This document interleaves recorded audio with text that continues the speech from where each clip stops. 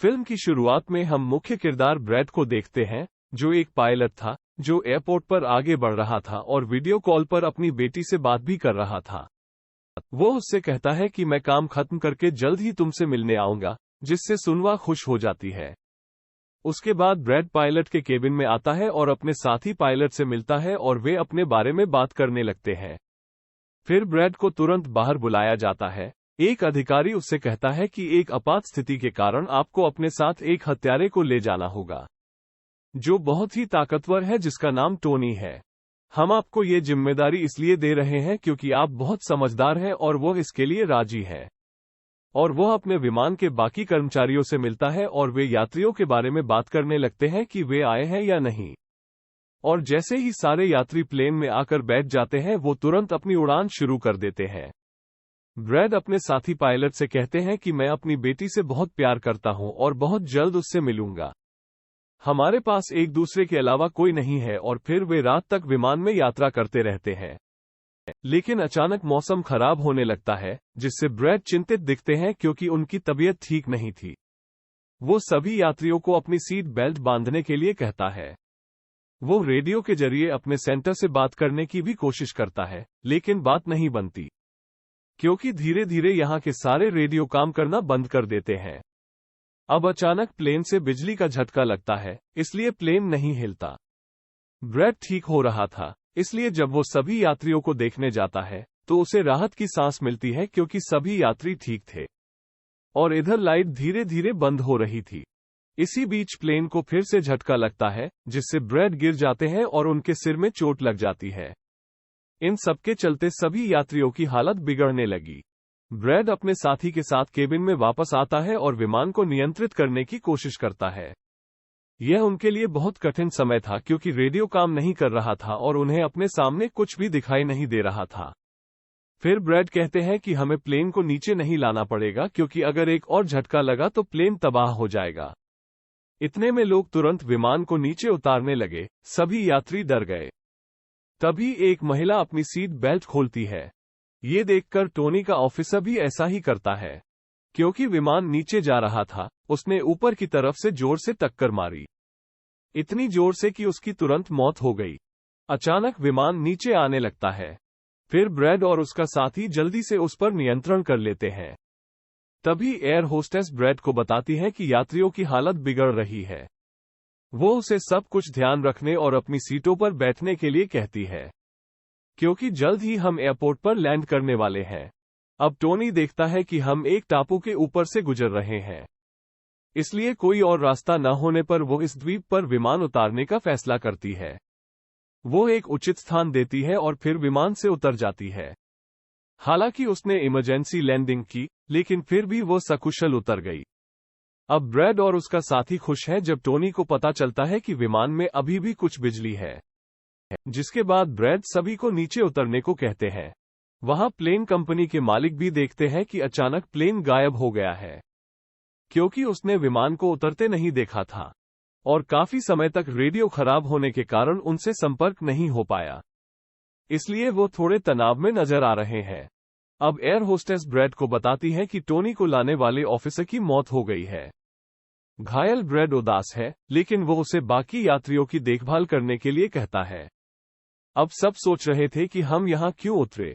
जैसे ही ब्रैड सामने आते हैं और बताते हैं कि एक इमरजेंसी की वजह से हमें यहाँ लैंड करना पड़ा। विमान में अभी भी कुछ बिजली है, जिससे बाकी बिजली हम ठीक कर देंगे। तब तक तुम लोग आराम से यहीं रहो। आपको भोजन और पानी और रहने के लिए जगह मिलेगी। और तुम लोग चिंता मत करो, हम बहुत जल्द यहाँ से निकल जाएंगे। वहाँ विमान कंपनी के मालिक एक बचाव विशेषज्ञ से मिलते हैं। ऐसे लोगों को खोजने का काम कौन करता है जो कहीं मुश्किल में फंसे हों। कंपनी का मालिक उससे कहता है कि मुझे अपने प्लेन की सारी डिटेल चाहिए, जैसे वो कहाँ गए, उनके कार्यकर्ता, यात्रियों की सारी जानकारी। अब ब्रैड प्लेन के पास आता है और उसे ठीक करने की कोशिश करता है, लेकिन वो देखता है कि विमान में बिजली बहुत कम है। इसलिए उसे इंतजार करना होगा, क्योंकि रेडियो भी काम नहीं कर रहा है। फिर जब वो अपने को पायलट को इस बारे में बताता है, तभी उनका को पायलट उन्हें एक मैप देता है और बताता है कि हम एक प्राइवेट आइलैंड पर हैं। यह कोई खाली जगह नहीं है। लेकिन यहाँ एक निजी फौज का कब्जा था, जो कि बुरे लोग थे, क्योंकि उसमें सारे गुंडे थे, और अगर वे हमें चोट पहुंचाते हैं तब सरकार हमें नहीं बचा पाएगी। जैसे ही ब्रैड कहते हैं कि किसी तरह हमें अपनी रेस्क्यू टीम को यहाँ बुलाना होगा ताकि वे आए और हम सबको बचाएं, क्योंकि यहाँ से निकलने का यही एक रास्ता है। अब ब्रैड सबके पास आता है और उन्हें बताता है कि रेडियो अभी भी किसी समस्या के कारण काम नहीं कर रहा है। ये सुनकर ग्रामीण काफी चिंतित हो जाते हैं। ब्रैड भी उन्हें आश्वस्त करता है कि हम द्वीप के दूसरी तरफ जाएंगे और रेडियो ढूंढेंगे और हमारी बचाव टीम को यहां आने और आप सभी को बचाने के लिए कहें। और टोनी मेरे साथ चलेगा। वो टोनी की हथकड़ी खोलता है और ये लोग आगे बढ़ते हैं। अब हम निजी सेना में बुरे लोगों के सिर देखते हैं। एक आदमी उसके पास आता है और उसे बताता है कि एक विमान आपात स्थिति के कारण यहां द्वीप पर रुका है और इसमें बहुत सारे लोग हैं जो अलग अलग देशों से हैं। निजी सेना का सुंदर प्रधान उसे धन देता है। ये सुनकर वो अपनी टीम को तुरंत तैयार होने के लिए कहते हैं, क्योंकि शायद ये लोग उनके पास वापस जाने वाले थे। ब्रैड और टोनी द्वीप के जंगल में आगे बढ़ रहे हैं। टोनी ब्रैड से पूछता है कि तुमने मुझे फ्री क्यों किया और अब तुम मुझे कहां ले जा रहे हो? तब ब्रैड कहते हैं कि तुम्हारी वजह से मैं सबको खतरे में नहीं डाल सकता और यह एक खतरनाक निजी सेना है। आपको मेरे साथ इसका सामना करना होगा। इसके बाद उन्होंने ब्रैड से कई सवाल किए और फिर अचानक वो शांत हो जाता है। इसलिए जब ब्रैड ने मुड़कर पीछे देखा तो टोनी वहां नहीं था। वो जा चुका था। वहां बचाव विशेषज्ञ को विमान के बारे में पता लगाने के लिए छोड़ दिया गया है। एक वीडियो में वो ब्रैड को देखते हैं, जो यात्री से मारपीट करता है और उसकी खूब पिटाई करता है। अब उसके युद्ध कौशल को देखकर बचाव विशेषज्ञ बहुत खुश हुआ, जिसके बाद उसकी एक निजी कंपनी के मुखिया से बात होती है। वो कहता है कि तुम लोग तैयार रहो, आपको कभी भी जरूरत पड़ सकती है, जिस पर वो हाँ कर देते हैं। जैसे ही ब्रैड जंगल में आगे बढ़ता है, वो एक खाली फैक्ट्री में चला जाता है, जहां उसे एक बंद रेडियो मशीन मिलती है और फिर वो इसे ठीक करता है और कॉल करता है।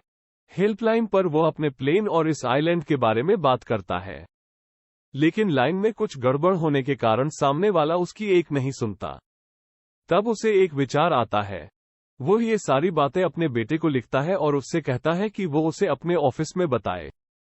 तभी एक आदमी आता है और ब्रैड पर हमला कर देता है।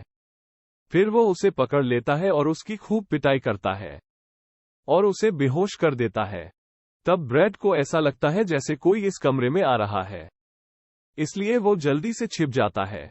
लेकिन वहां टोनी के अलावा कोई नहीं था, जिन्होंने बहुत से गुंडों को मार गिराया था और उनके हथियार ले लिए थे। और वो ब्रैड को बुलाने लगता है। फिर जब ब्रैड सामने आते हैं तो वो उन्हें कुछ हथियार भी देते हैं, जिसके बाद वे दोनों नीचे आने लगते हैं। फिर यहां उसे एक कैमरा मिलता है, जिसमें उसे वीडियो से पता चलता है कि वो एक खतरनाक प्राइवेट आर्मी है। यहां आने वाले लोगों को वो किडनैप कर लेता है और फिर उनके परिवारों से काफी पैसे लेता है, उन्हें छोड़ने के बदले में। जब वे ये देखते हैं तो वे समझ जाते हैं कि हमारे यात्री भी खतरे में हैं। अब वे दोनों बाहर खड़ी कार में सवार हो गए और अपने यात्रियों की ओर जाने लगते हैं। जब सभी यात्री वहां बैठे हुए थे, तभी उन्हें कार की आवाज सुनाई देती है। वे ये सोचकर बहुत खुश होते हैं कि यह ब्रैड है, लेकिन ब्रैड नहीं। वहां वो एक खतरनाक निजी सेना थी और वो गोलियां चला रहा था और उनकी ओर जा रहा था। ब्रैड और टोनी ने भी इन गोलियों की आवाज सुनी थी। निजी सेना पायलट के पास जाती है और सभी यात्रियों की सूची मांगती है। फिर एयर होस्टेस जल्दी से लिस्ट लाकर देती है। फिर मुखिया पूछता है कि आपका सीनियर पायलट ब्रैड कहाँ है, जिस पर वह बताता है कि वो किसी काम से जंगल गया था, लेकिन अभी तक वापस नहीं आया। इसी बीच एक महिला वहां से भागने की कोशिश करती है, लेकिन उन्होंने उसे गोली मार दी और मार डाला। इस आवाज को सुनकर ब्रैड उनकी मदद के लिए दौड़ते हैं, लेकिन टोनी उसे रोकता है। एयर होस्टेस सभी यात्रियों को बस में बिठाने लगती है, क्योंकि वो उन्हें अपने साथ ले जा रही थी। उनका नेता अपने 2 साथियों को विमान में जाने के लिए कहता है और सभी आवश्यक कीमती सामान ले आओ, जिसके बाद वो खुद सभी यात्रियों को लेकर यहां से निकल जाता है। फिर ब्रैड टोनी पर गुस्सा करने लगता है कि वो हमारे लोगों को ले गया और तुमने मुझे जाने नहीं दिया। जिस पर टोनी उसे बताता है कि वो बहुत बड़ी फौज थी। वे खतरनाक लोग हैं। यदि तुम जाते तो इतनी बड़ी सेना से अकेले युद्ध न कर पाते। दोनों उदास थे, लेकिन वे आगे बढ़ते हैं और उन्होंने दोनों गुंडों को पकड़ लिया जो प्लेन से कीमती सामान ले जा रहे थे। बंदूक की नोक पर ब्रैड उनसे पूछता है, आप यात्रियों के साथ कहां गए थे? जिस पर वो उन्हें बताता है कि यहां फैक्ट्री है। वे अवश्य ही वहां गए होंगे। अब रेस्क्यू एक्सपर्ट ने ब्रैड की बेटी से सारी जानकारी निकाली है कि उनका विमान एक टापू पर फंसा हुआ है और वहां एक बहुत ही खतरनाक निजी सेना है। वो ये बात प्लेन कंपनी के मालिक को बताता है। वो उन्हें तुरंत अपनी निजी टीम और बचाव दल भेजने के लिए कहता है। फिर वे एक एक करके द्वीप और उनके विमान की तलाशी लेते हैं। निर्णय उनके बीच होता है कि प्राइवेट टीम का लीडर अपनी टीम के साथ सबसे पहले वहां जाएगा। वहां ब्रैड और टोनी कार के जरिए फैक्ट्री की तरफ जा रहे थे। वहां पहुंचते ही वे अंदर घुस जाते हैं, जहां सभी गुंडे यात्रियों का वीडियो बना रहे थे, ये दिखाने के लिए कि कौन सा यात्री किस देश का है। अब प्राइवेट टीम भी प्लेन के पास पहुंच जाती है, लेकिन उन्हें वहां कोई नहीं दिखता। फिर प्राइवेट टीम का लीडर प्लेन के अंदर जाकर चेक करता है, जहां 2 लोगों की लाश पड़ी थी। उसे ब्रैड का संदेश भी मिलता है, जो फैक्ट्री जाने का रास्ता था। ये दोनों फैक्ट्री में गुंडों पर नजर रखे हुए थे, जिसमें से 2 बदमाश पीछे से पकड़े गए और उन्होंने उनका मुंह बंद करके उनका गला घोट दिया, जिससे उनकी मौत हो गई। फिर वे एक गुप्त द्वार से आगे बढ़ते हैं। वे कमरे के बाहर पहुंच जाते हैं। उस कमरे के अंदर सभी यात्रियों को रखा गया था। वहां कई पहरेदार खड़े थे। उन्हें देखकर टोनी को बहुत गुस्सा आता है। तभी वो वहां एक बड़ा सा हथौड़ा उठा लेता है और एक एक करके सभी को मार डालता है। फिर ब्रैड एक गुंडे की चाबी लेता है और यात्रियों को कमरे से मुक्त कर देता है। फिर वो सभी को जल्द से जल्द प्लेन के पास पहुंचने को कहता है, क्योंकि उसने रेडियो के जरिए मदद मांगी है। रेस्क्यू टीम आ रही होगी।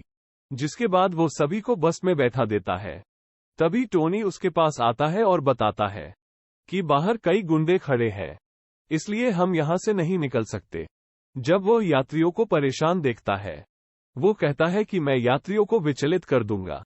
टोनी, तुम सभी यात्रियों को यहां से ले जाओ। ब्रैड वहां से निकल जाता है और गुंडों के पास आ जाता है। वो अपने सिर से बात करता है कि मेरी टीम यहां आ रही है, इसलिए आप मेरे यात्रियों को छोड़ दीजिए।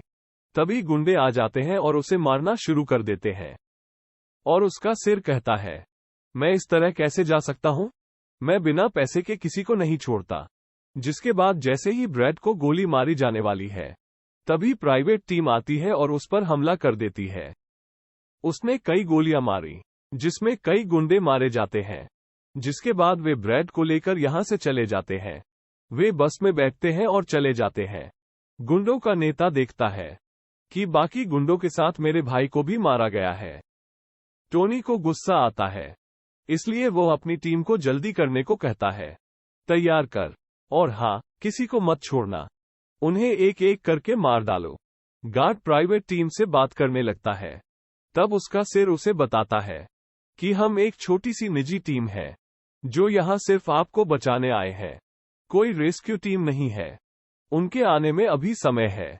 ब्रैड घबरा जाता है, लेकिन कहते हैं कि यह ठीक है, मेरे पास एक विचार है।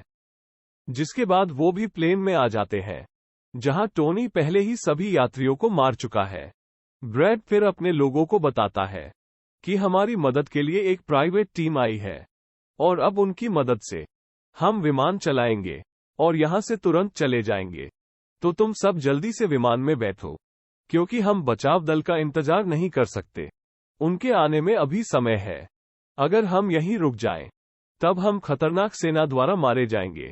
ये सुनने के बाद सभी प्लेन में बैठ जाते हैं, जबकि ब्रैड प्राइवेट टीम लीडर से मिलता है और विमान की मरम्मत करने लगता है। इसलिए यहां गुंडे आते हैं और उन पर हमला करो। प्राइवेट टीम ने उन्हें रोक लिया और दोनों ओर से जमकर गोलियां चल रही हैं। लेकिन इस टीम के पास बहुत अच्छी बंदूकें थी, इसलिए वे बहुत सारे गुंडों को मारते हैं।